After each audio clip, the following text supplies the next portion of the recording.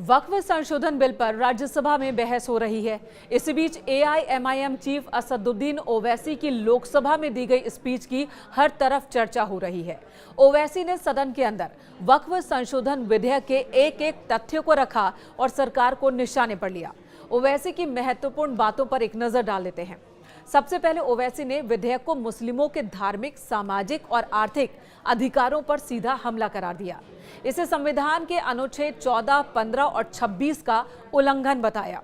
अनुच्छेद 14 जिसमें समानता का अधिकार है, अनुच्छेद 25 जिसमें धार्मिक स्वतंत्रता का अधिकार है और अनुच्छेद 26 जिसमें धार्मिक संस्थानों के संचालन का अधिकार है।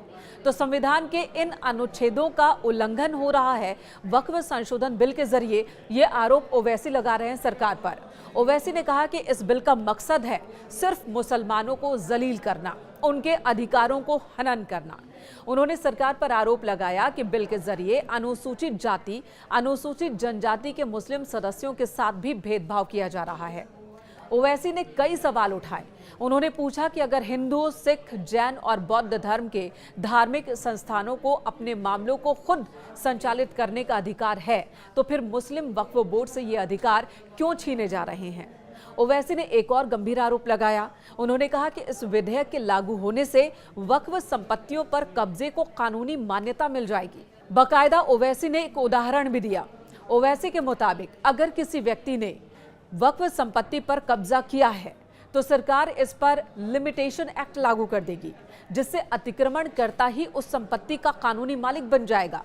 ये आरोप लगाया गया ओवैसी की ओर से। वहीं अतिक्रमण को लेकर गृह मंत्री अमित शाह ने बोला कि अतिक्रमण के खिलाफ सरकार अहम काम कर रही है। वक्फ संशोधन बिल से भी अतिक्रमण से मुक्ति मिलेगी। तब ओवैसी ने सवाल उठाया और कहा कि 2014 में सरकार ने अवैध कब्जा हटाने के लिए एक बिल पेश किया था। 2024 में उसे वापस क्यों ले लिया गया। साल 2013 का भी जिक्र किया ओवैसी ने और कहा कि तब जब वक्फ संशोधन बिल लाया गया था, 2013 में जब वक्फ में संशोधन किया गया था, तब बीजेपी नेताओं ने इसका समर्थन किया था। इसका जिक्र करते हुए एक बार फिर सरकार को निशाने पर लिया ओवैसी ने। उन्होंने कहा कि 2013 में जब वक्फ अधिनियम पारित हुआ था, तब बीजेपी नेताओं ने इसका समर्थन किया था, टेबल बजाए थे। उन्होंने पूछा कि क्या अब बीजेपी अपने ही पुराने नेताओं आडवाणी, सुषमा स्वराज और राजनाथ सिंह जैसे नेताओं के फैसले को गलत मान रही है। ओवैसी ने यह भी कहा कि यह विधेयक वक्फ संपत्तियों से संबंधित मामलों में न्यायिक अपील के अधिकार को भी समाप्त कर देगा। और भी कई गंभीर आरोप लगाए गए, खामियां गिनाई गई हैं। उन्होंने ये भी बताया कि वक्फ बोर्ड के अध्यक्ष और सदस्यों की नियुक्ति में अब गैर मुस्लिमों की जो एंट्री की जा रही है, उससे होगा क्या। मुसलमानों के हितों की रक्षा नहीं कर पाएगा वक्फ बोर्ड। महात्मा गांधी का जिक्र करते हुए आखिर में ओवैसी ने विधेयक की कॉपी फाड़ दी और साथ ही 10 संशोधन वाली एक कॉपी टेबल पर रख दी। वो 10 संशोधन जो ओवैसी ने डिमांड की है कि इस बिल में होने चाहिए। का मकसद सिर्फ मुसलमानों को जलील और रुस्वा करना है, मुसलमानों को दूसरे दर्जे का शहरी बनाने का इनका मकसद है।